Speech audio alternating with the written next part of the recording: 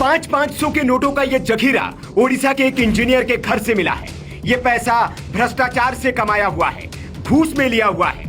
इसके पास इतने पैसे थे कि छापा मारने वाले अधिकारी जब इसके घर पहुंचे तो खिड़की से नोटों के बंडलों को ये फेंकने लग गया। जाहिर है कमाई का था नहीं, इसलिए इसे फेंकने में जरा दर्द नहीं हुआ।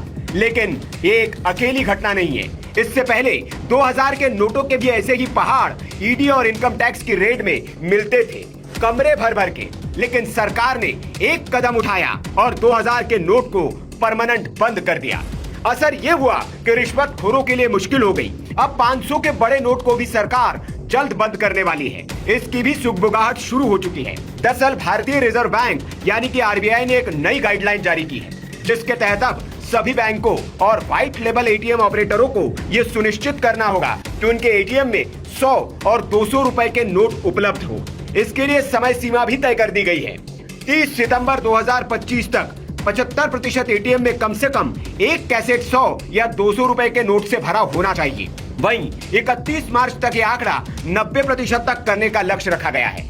मतलब आरबीआई भी चाहता है कि 500 के नोटों की जगह 100 और 200 के नोटों को तरजीह दी जाए और एटीएम में इसके ट्रे अवेलेबल हो, ताकि अगर 500 के नोट को इमरजेंसी में बंद कर दिया जाता है तो फिर दिक्कत न हो।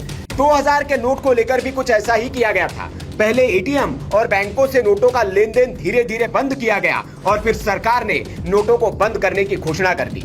500 के नोट के बारे में भी कुछ ऐसा ही हो रहा है। इस खबर को इसलिए भी हवा मिल रही है क्योंकि 500 रुपए के नोटों को बंद करने की आवाज मोदी सरकार के भीतर से ही उठ रही है।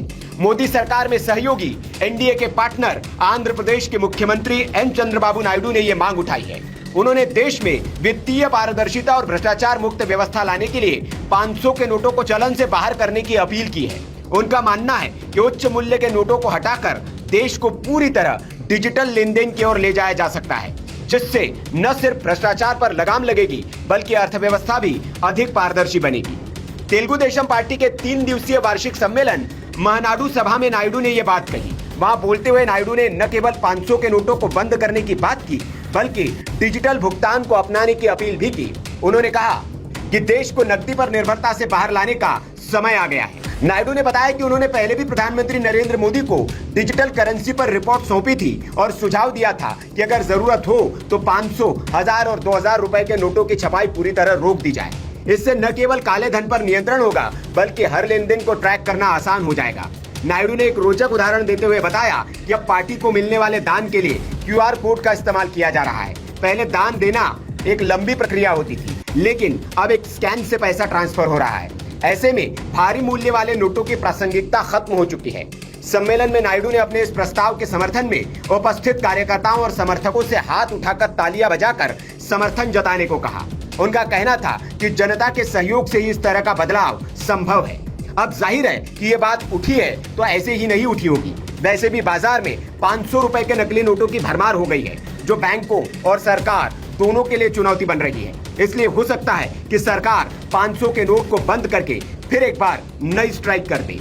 इससे ये होगा कि बाजार से नकली नोट भी गायब हो जाएंगे और भ्रष्टाचार पर भी अंकुश लगेगा, क्योंकि बड़े नोट न होने की वजह से रिश्वत देने वालों को भी दिक्कत होगी और लेने वालों को भी। Bureau report, VK news.